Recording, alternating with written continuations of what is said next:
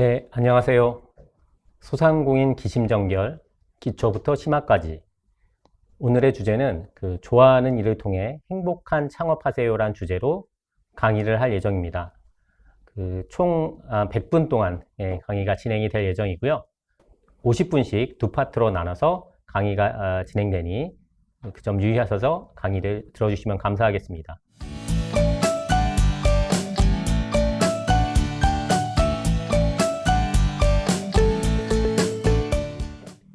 현재 트렌드와 그 다음에 거기에 입각해서 본인들의 좋아하는 일과 연관시켜서 어떠한 것들을 해 나가면서 창업으로 이어지게 갈 것인지 그런 것에 대한 내용으로 자료를 준비를 했습니다. 먼저 창업을 먼저 알아보기 전에 창업과 연관되어 있는 일자리 변화와 관련된 얘기로 좀 이야기를 좀 풀어 나가려고 합니다. 그래서 오늘 첫 번째 파트의 주제는 일자리 변화와 창직이라는 개념에 대해서 알아보고자 합니다. 여러분들이 다들 현재 직업을 갖고 계시거나 아니면 또 과거에 직업을 가졌었거나 하실 텐데요. 여러분이 알고 계신 직업이 몇 개나 되실까요? 지금 여러분 앞에 서 있는 저 교수자인 저도 하나의 직업인의 한 사람으로 이제 여기에 서 있는 것이죠. 얼마나 다양한 직업들이 있는지 먼저 관련 통계 자료를 먼저 좀 살펴보도록 하겠습니다. 한국고용정보원에서 발표한 자료입니다. 보시면 가운데 나와 있는 숫자, 이게 총 알려져 있는 직업의 숫자로 보면 12,823개의 직업이 있는 걸로 현재 통계가 나와 있습니다. 유사 명칭까지 포함하면 16,891개인데요. 거기서 이제 같은 명칭이 같은 직업을 가리키는 경우를 제외하고 총 12,823개의 직업이 현재 있다고 합니다. 그 중에서 오른쪽을 보시면 총 270개의 새로운 직업이 생겨나서 이 통계 자료에 들어갔다고 하네요. 이 새로운 직업들은 지금 어떤 사회적으로 어떤 인구 통계학적인 변화나 또는 어떤 기술의 발전, 기술의 발달 이런 것에 따라서 새로운 직업들이 생겨남에 따라 이러한 일자리의 변화가 일어날 것입니다. 여러분 혹시 애완동물 또는 이제 반려동물이라고 요새는 또 표현하죠. 그런 애완동물 장의사라는 직업이 있습니다. 새롭게 생겨난 직업이고요. 이미 익히 알고 계신 분들도 계실 텐데요. 애완동물 장의사를 어떤 분이 처음에 시작을 했겠죠. 분명히 어떤 직업에는 그 직업을 맨 처음 시작한 최초의 인물이 있을 것입니다. 요즘 많이 여러분들도 많이 접하고 있는 유튜버, 유튜버를 직업으로 처음 시작한 사람도 있을 것입니다. 유튜버가 처음부터 직업은 아니었죠. 처음부터 직업은 아니었습니다.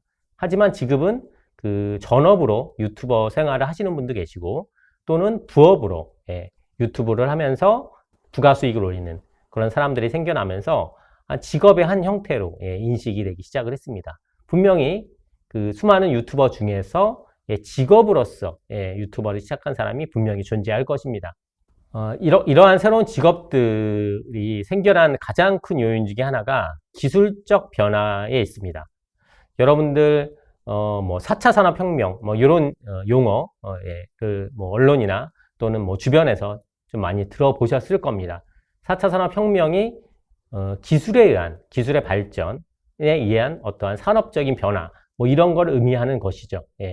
그 중에서 4차 산업혁명과 관련되어 있는 키워드로 지능형 로봇, 인공지능, 자율주행 등과 같은 키워드가 있는데 이러한 자동화 기술이 발전하면서 향후 20년 안에 현재 직업의 약 47%가 높은 리스크에 처할 것이라는 연구 자료가 있습니다. 그러니까 이제까지 우리가 직업으로 알고 있던 것 또는 우리가 현재 직업으로 영위하고 있는 것들이 앞으로도 계속 직업의 형태로 남아있지 않을 가능성이 올라가기 시작을 했다는 것입니다. 이러한 변화는 앞서 말씀드린 4차 산업혁명이라는 어떠한 시대적 변화에 기인한 바가 있습니다. 간단히 과거의 산업혁명과 관련된 얘기를 좀 하면 여러분들 그 학창 시절에 학교 교과 과정에서 산업혁명이라는 단어를 들어봤거나 산업혁명에 대해서 학습을 해보신 적이 있을 겁니다. 예. 그 크게 보면 그 1900년대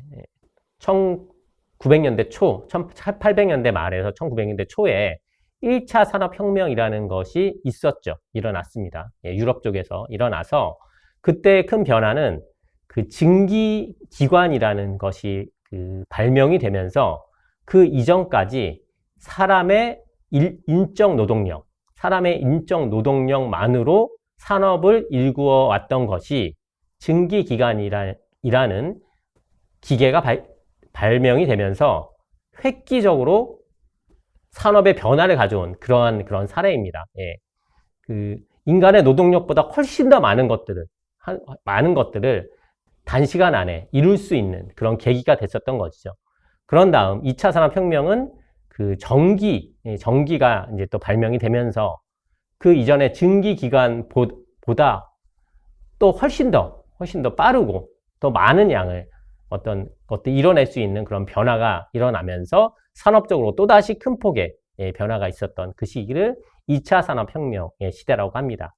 그 다음 3차 산업혁명이 바로 그 컴퓨터가 발명이 되고 그 다음에 인터넷이 보급이 되면서 또다시 또 한 번 큰 산업적인 변화가 일어났습니다. 예, 그리고 지금 우리가 현재 살고 있는 지금 시대를 네 번째 산업혁명이라고 해서 현재는 인공지능이나 뭐 로봇이나 또는 뭐 사물 인터넷이나 이러한 기술이 발달하면서 또다시 산업적인 어떤 변화가 일어나는 그런 것을 의미합니다.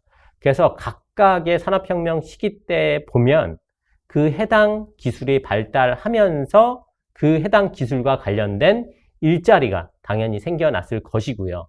그 다음에 그 해당 기술로 인해서 기존의 일자리를 대체함으로써 기존의 일자리가 없어지게 되는 이러한 변화를 역사적으로 겪어왔습니다.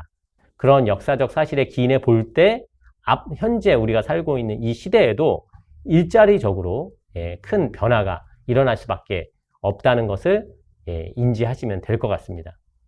또 다른 연구 자료로 일자리 변화의 어떤 그 리스크에 대해서 좀 더 살펴보도록 하겠습니다. 그 일자리의 컴퓨터화 가능성, 그러니까 인공지능이나 로봇에 의해서 인간의 일자리가 이제 대체가 되는 것이죠.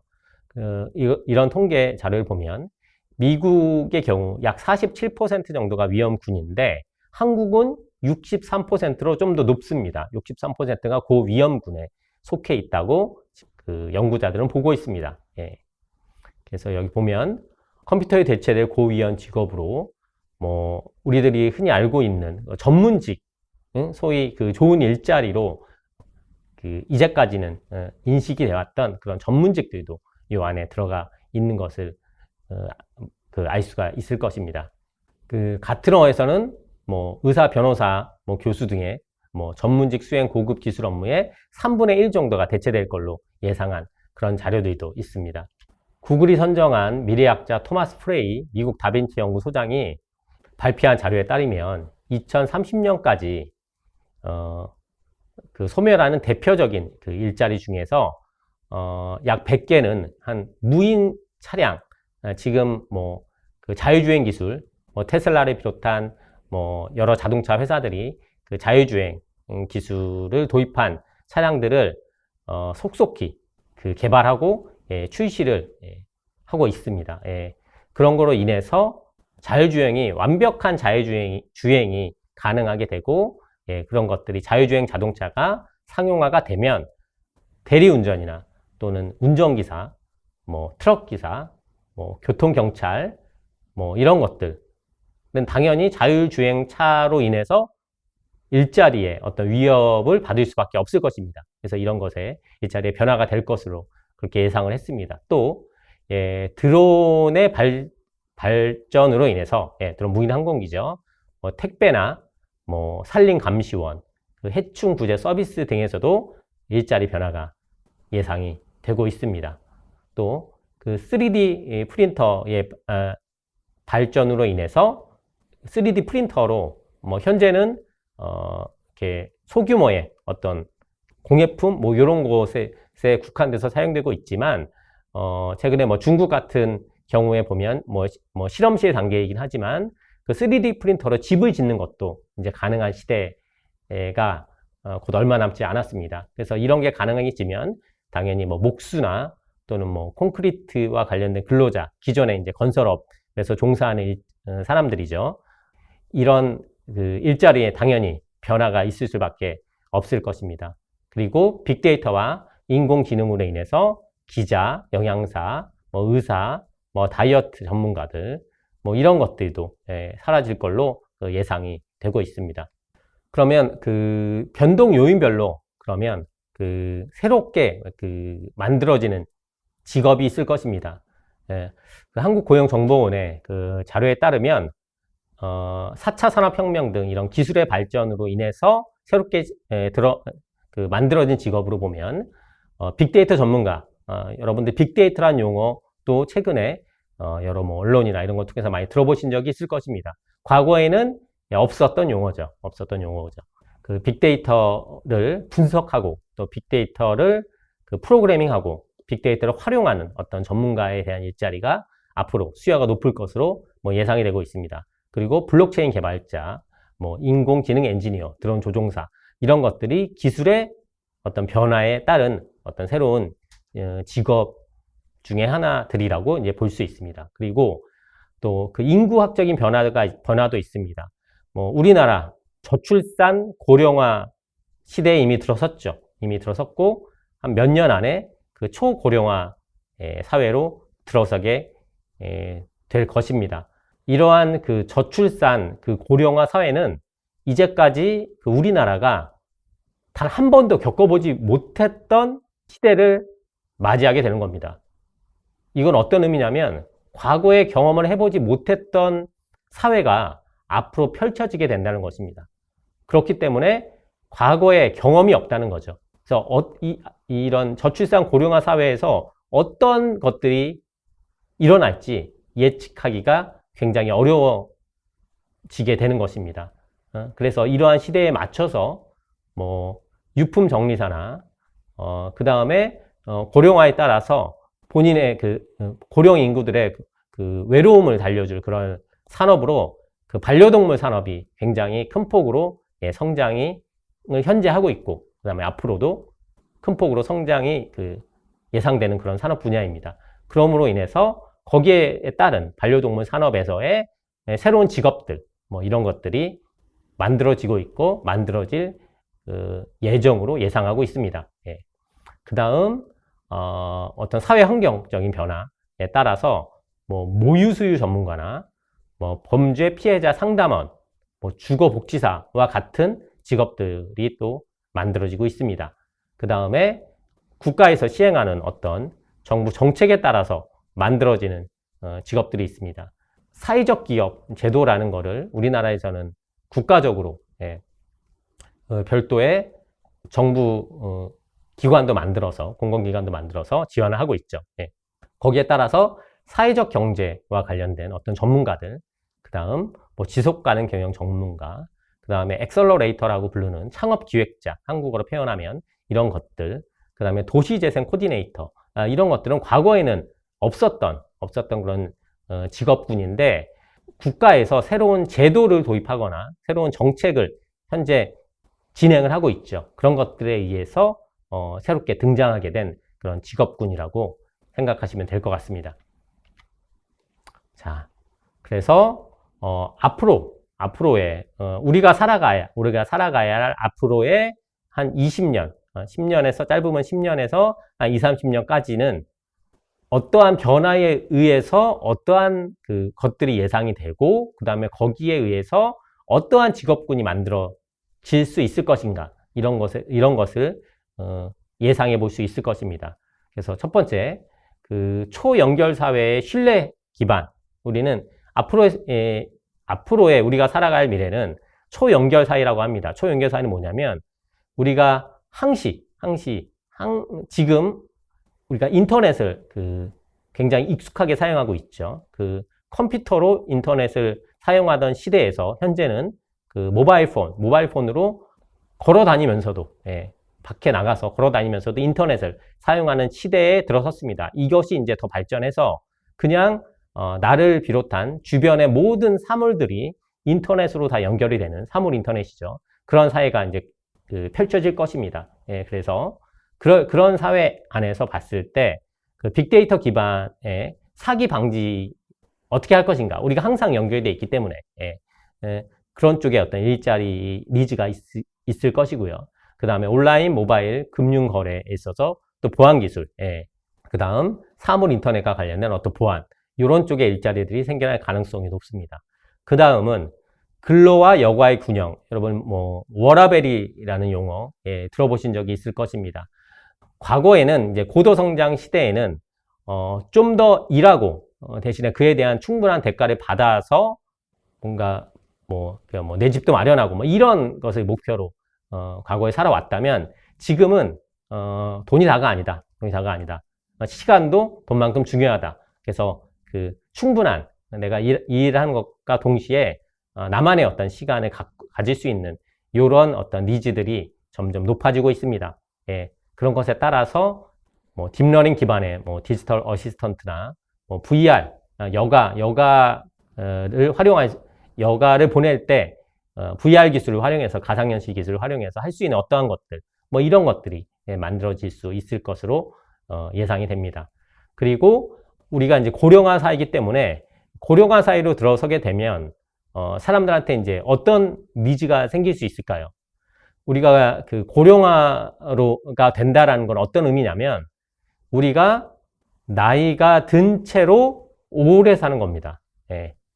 젊은 채로 오래 사는 게 아니고 나이가 든 채로 수명이 길어지면서 오래 살게 되는 거죠. 그렇게 되면 사람들한테 어떤 니즈가 생겨날까요? 이왕이면 아프지 않으면서 오래 살았으면 좋겠다라는 니즈가 당연히 생기겠죠.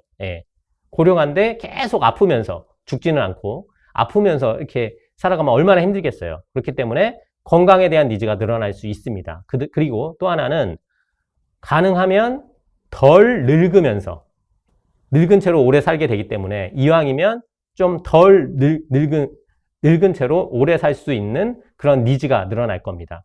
그래서 미용과 관련된 그 안티에이징이죠. 안티에이징과 관련된 어떠한 니즈가 당연히 늘어날 수밖에 없을 것입니다. 그래서 그 어떻게 하면 건강하게 사람들을 오래 살 수 있게 할 것인가 라는 곳에 어떤 니즈가 있을 거고 어떻게 하면 덜 늙어 보이게 하면서 오래 살 수 있을 것인가 하는 쪽에 어떤 또 니즈가 있을 것입니다. 그래서 이러한 니즈에서 어떤 그 창업의 기회 뭐 이런 것들을 찾아볼 수 있을 것입니다. 그래서 고령화에 따라 그 노인 플래너나 뭐 노인 전문 간호사와 같이 특화되어 있는 어떤 전문 직업인이 만들어질 수 있고요. 다문화 가정 확대. 우리나라가 저출산이기 때문에 아마 그 다문화 가정은 현재보다 더 늘어날 가능성이 높습니다.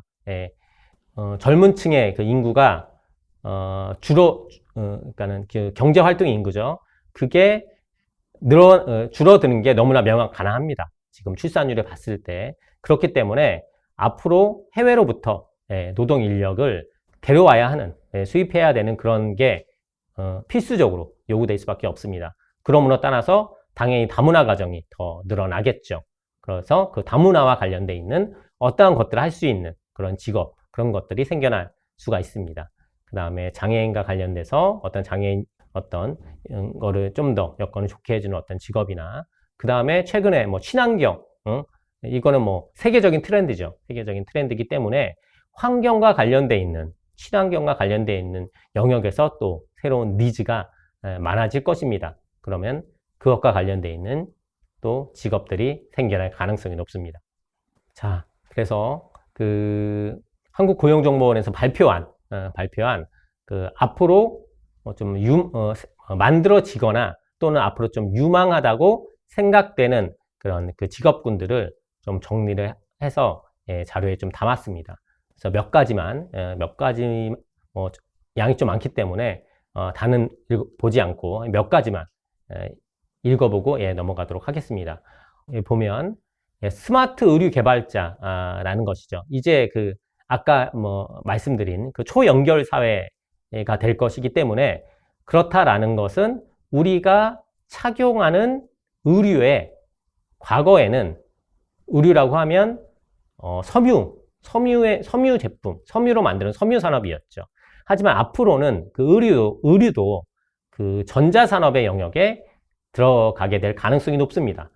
우리가 착용하는 어떤 그 의류에 여러 가지 디지털 센서들이, 컴퓨터 칩 같은 것들이 부착이 될 가능성이 높아지기 때문이겠죠. 그렇다면 이전에 의류를 만드는 사람들은 패션과 관련돼서 뭔가 디자인하고 그것을 다시 이렇게 가봉을 하고 그 다음에 생산 공장에 넘기면 거기에서 만들고 이런 정도였다면 거기에 이제 어떻게 하면 사람들이 착용을 하는데 일반 의류와 똑같은 착용감을 느끼면서 디지털 센서와 컴퓨터 칩을 부착할 수 있게 할 것인가, 이런 게 어떤 기술의 관건이겠죠. 그래서 이런 것을 전문적으로 하는 그러한 직업군이 생겨날 가능성이 높습니다. 그 다음에 공유경제 컨설턴트. 여러분들 공유경제라는 용어도 들어보신 적이 있을 것입니다. 그 공유경제라는 키워드로 해서 굉장히 크게 성공한 스타트업들도 있고요. 해외 사례이긴 하지만 에어비앤비나 우버와 같은 경우가 대표적인 공유경제 창업 사례를 볼 수 있습니다.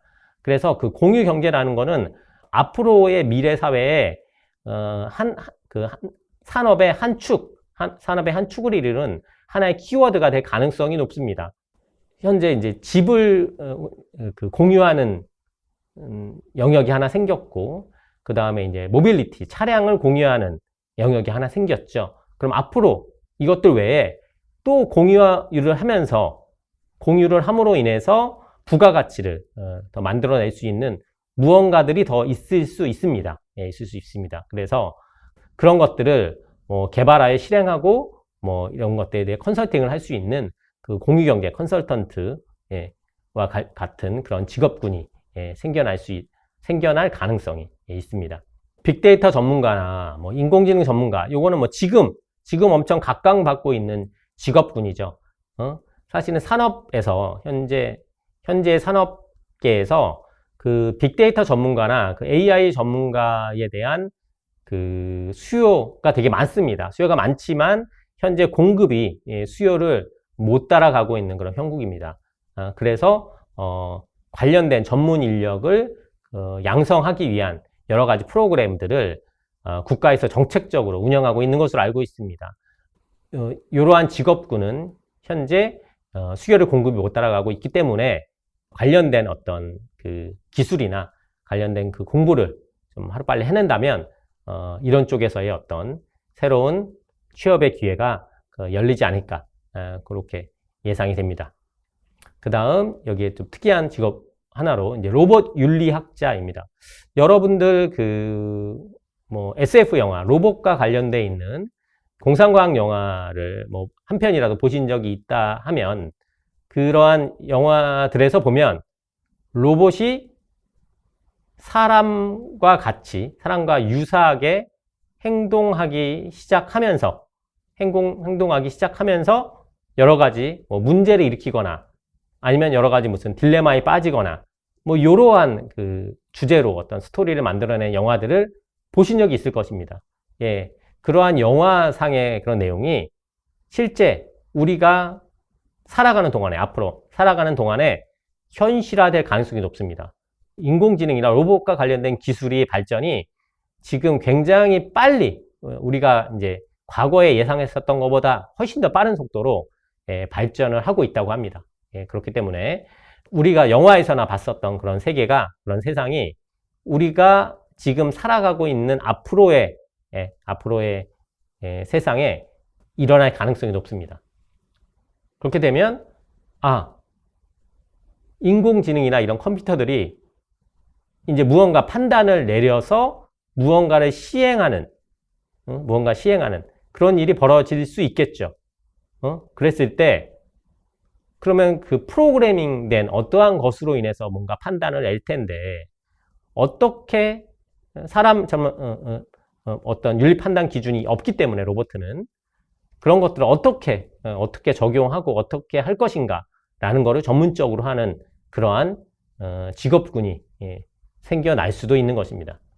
그 다음 스마트팜 구축자, 스마트팜도 최근에 앞으로 미래의 유망한 산업으로 그 농업을 예로 드는 사람들이 많이 있습니다. 앞으로는 먹거리 산업이 결국에는 사람은 먹고 살아야 되기 때문에 먹는 것이 가장 중요하다. 그래서 농업이 새로운 신산업으로 농업을 거론하는 사례가 많은데, 그 중에서 이제 스마트팜이라고 해서 과거의 방식이 아니라 그 농장이나 어떤 밭이나 또는 논이나 이런 걸 일굴 때 거기에 어떤 스마트 기술이나 어떤 디지털 기술을 접목을 해서 재배하는 작물의 어떤 상황을 실시간으로 파악하고 그 다음에 자동으로 온도와 습도를 유지하고 이런 것들을 도입해서 운영을 하는 그러한 형태를 이제 스마트팜이라고 부르죠. 그래서 이런 것만 전문적으로 할 수 있는 이런 거를 설계를 하는 것부터, 그 다음에 설비를 갖춰서 구축하는 영역, 그 다음에 구축이 됐다라고 하면 그 안에서 어떤 모니터링을 하고 이런 영역까지 해서 각각의 영역에서 새로운 직업군들이 만들어질 수 있는 것입니다. 그래서 그런 곳에서 어떤 새로운 그 직업의 기회가 있을 수 있습니다.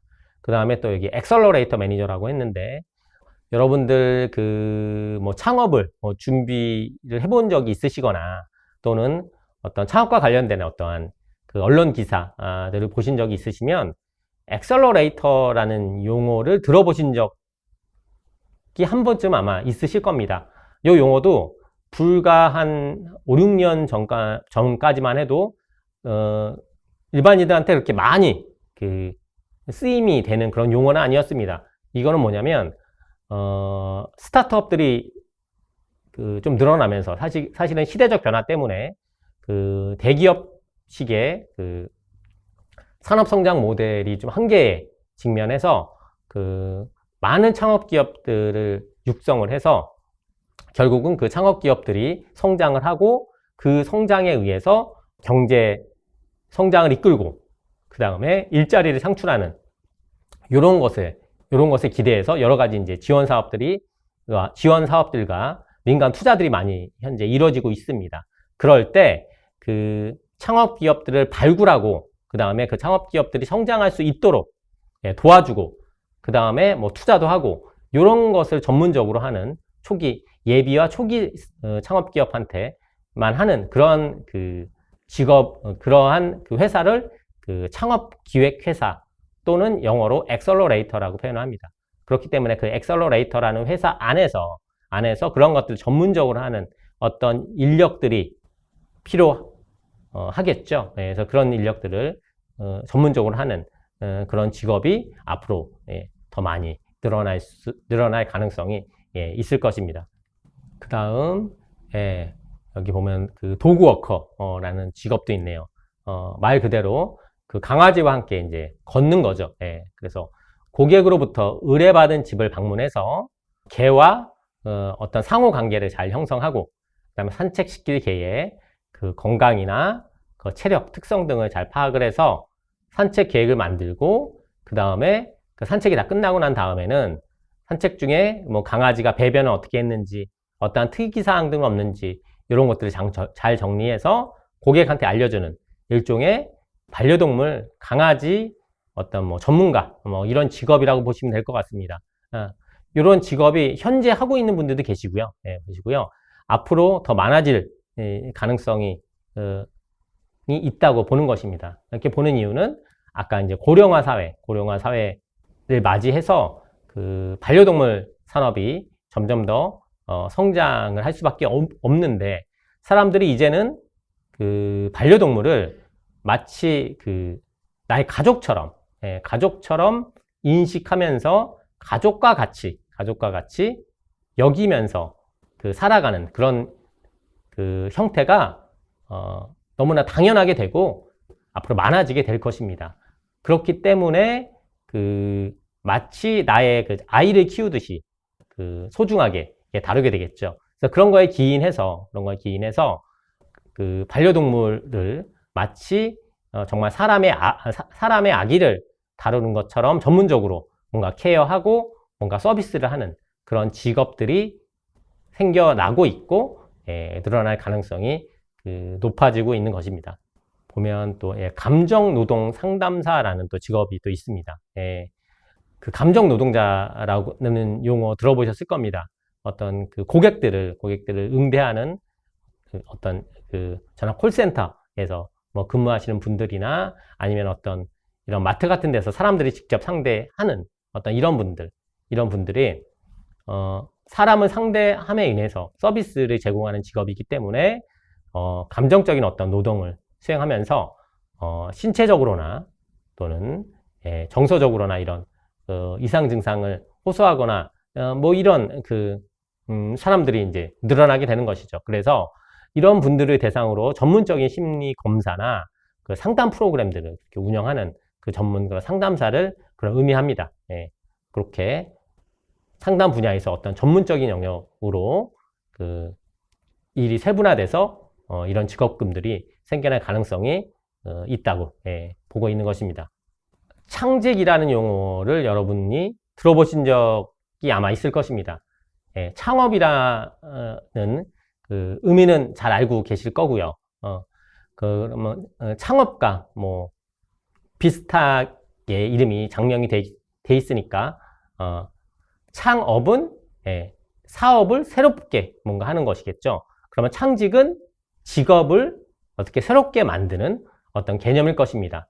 그래서 창직이란 스스로 자신의 적성 및 좋아하는 분야에서 그 재능과 능력을 바탕으로 창의적인 아이디어를 통해 새로운 직업 또는 직무를 발굴해서 노동시장에 보급하는 것.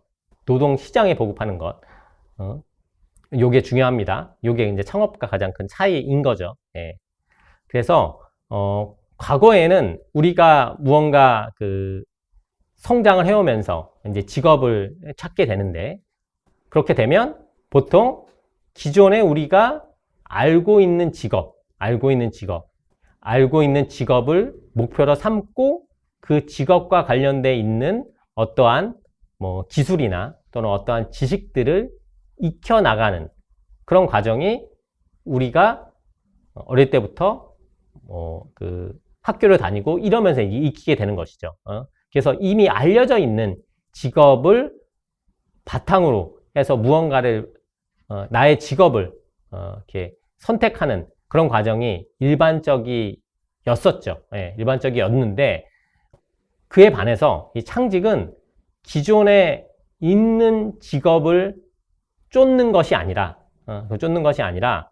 내가 새로운 직업을 만들어서 스스로 그 직업의 전문가가 되는 것을 의미합니다. 그런 게 지금 가능해진 시대가 된 이유는 앞서 얘기한 그 기술적 변화, 인구 통계학적인 변화, 어떤 그다음에 취업이 늦고 은퇴는 빨라지는 그런 사회 문화적인 어떤 변화, 이러한 변화의 한가운데 우리가 있기 때문입니다. 시대가 굉장히 빨리 변하는 거죠. 빨리 예측하기가 어려울 정도로 급변하는 그런 시대를 우리가 살아가고 있는 것입니다. 그렇기 때문에 그 가운데에서 분명히 새로운 무언가 기회가 있을 거고, 그 새로운 기회를 잘 포착을 하면 그 안에서 새로운 직업도 스스로 만들어 볼 수 있는 것입니다. 그래서 여기에 뭐 한 사례로 제가 갖고 왔는데요. 그 막걸리 소믈리에라는 직업입니다. 보통 소믈리에라고 하면 와인을 전문적으로 뭔가 감별하는 와인 감별사죠. 감별하고 와인에 굉장히 정통한 어떠한 이런 분들을 그 소믈리에라고 불렀죠. 거기에서 기인해서 우리나라의 그 전통주인, 와인이 이제 프랑스의 전통주라고 하면 우리나라의 이제 대표적인 전통주로 이제 막걸리가 있는데, 그 막걸리도 와인처럼 막걸리마다 종류도 많고 맛도 다르고 그다음에 그 풍미도 다르고 그렇다. 그렇다는 어떤 전제하에 막걸리 소믈리에라는 직업을 만들어낸 것입니다. 예.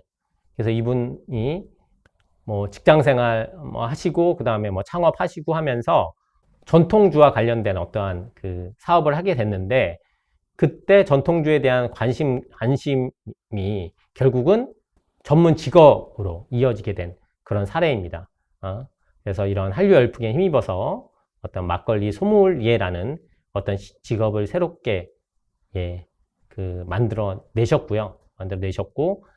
지금은 지방 쪽에 지금은 모 대학교에 이런 전통주와 관련되어 있는 무슨 학과가 만들어져서 거기에서 이 전통주와 관련된 어떤 것을 다루는 전문 어떤 교수님으로 이제 계신 걸로 알고 있습니다. 첫 번째, 오늘 주제에서 첫 번째 파트로 진행된 일자리 변화와 창직에 대한 강의 전체 내용을 모두 마쳤습니다. 그래서 다시 한번 전체적인 내용을 좀 요약한 다음에 강의를 마무리하고 질의응답 시간을 좀 가진 후에 잠시 쉬었다가 파트 2로 넘어가도록 하겠습니다. 지금 우리가 살아가는 시대는 굉장히 급변하는 시대입니다. 일단 기술적인 발달로 인해서 새로운 기술이 등장함으로 인해서 기존 직업군에 변화가 있을 수밖에 없습니다. 그리고 저출산, 고령화라는 인구 통계학적인 변화로 인해서 우리의 수명이 굉장히 길어졌습니다. 그런 나이가 든 채로 오랫동안 살아가야 되는, 아마 지금 태어난 어린 친구들은 의학적으로 보면 한 100세까지도 살 수 있다라고 이렇게 예상을 하고 있기도 합니다. 과거에는 그렇게 100세까지 살았던 적이 없었죠.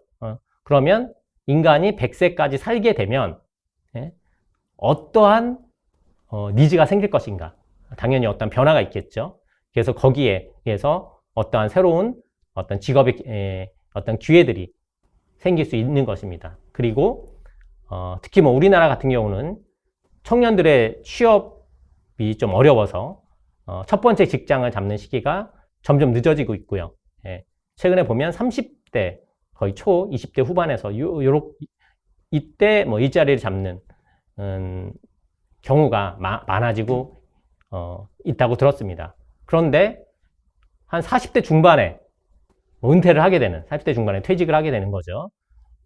그래서 실질적으로 내가 어떤 직장에 들어갔을 때 우리가 일할 수 있는 직장의 기대 수명이 길어봤자 한 15년 정도로 지금 통계가 나오고 있습니다. 통계가 나오고 있습니다. 그러면 40대 중반에 퇴직을 하게 되면 그럼 뭘 어떻게 해야 될까요? 재취업이 또 쉽지가 않죠. 그러면 그 이후의 삶에서 내가 무언가 어떤 기회를 통해서 새로운 직업을 만들어내거나 새로운 사업을 할 수 있을 것입니다. 그래서 이런 변화에서 그런 어떤 기회가 있는 것입니다. 그래서 인구 통계학적인 변화, 그 다음에 어떤 기술적인 변화, 그 다음에 어떤 사회문화적인 어떤 변화, 당연히 우리가 맞닥뜨려야 될 그런 변화입니다. 그래서 그런 변화 가운데 어떻게 하면 우리가 조금 더 우리의 어떤 직업으로서의 기대 수명 또는 어떤 우리가 소득을 내가는 그런 것의 기대 수명을 늘려갈 수 있을 것인가, 그런 부분에 대해서 파트 2에서 창업과 연결지어서 얘기를 이어나가도록 하겠습니다. Q&A 시간이었어서 혹시 질문이 있으신 분들은 채팅창에 질문을 좀 남겨주시면 제가 채팅창을 보고 질문 답을 좀 하도록 하겠습니다. 혹시 질문이 있으신 분이 있을까요? 질문이요.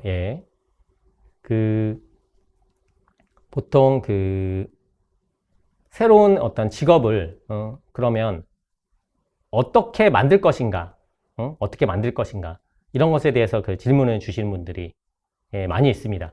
많이 있습니다. 그럼 무작정 내가 그냥 만들면 되는 것이냐? 그렇지는 않죠. 그렇지는 않습니다. 새로운 직업이란 건 분명히 니즈가 있어야 되는 겁니다. 이 니즈는 수요에 기반합니다.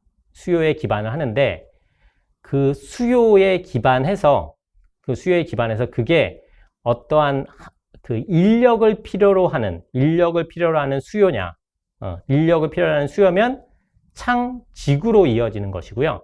창직으로 이어지는 것이고, 그게 어떤 그 사람이 필요로 하는 것이 아니라 어떤 그거보다 좀 더 이렇게 그 범위가 좀 큰 거죠.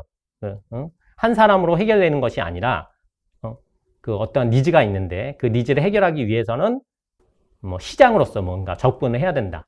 뭐 그렇게 되면 그 니즈가 창업으로 이어지는 것입니다. 그러니까 뭐 예를 들면 아까 뭐 반려동물, 앞으로 이제 현재 성장하고 있는 반려동물 산업을 뭐 예를 들면 반려동물에 인해서 아까 그 뭐 도그워커와 또는 어떤 그런 아까 그 새로운 직업으로 그걸 예를 들었죠. 그렇게 우리는 내가 나를 대신해서 우리의 강아지를 내가 직장에 가 있는 동안에 나를 대신해서 우리 강아지를 좀 돌보고 강아지와 같이 산책을 해줄 수 있는 그런 사람이 필요해요.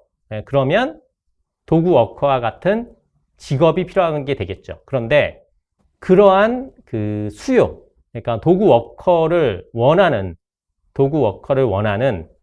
반려동물을 키우는 사람들이 되게 숫자가 많은 거예요. 알아봤더니, 조사를 해봤더니 굉장히 숫자가 많다. 그러면 그 숫자를 도그워커 일을 하는 그 한 사람이 그 수요를 다 감당하기가 어렵겠죠. 혼자서는. 더 어렵겠죠. 그럴 경우에 그러면, 내가 이거를 활용해서 사업을 한번 해볼까?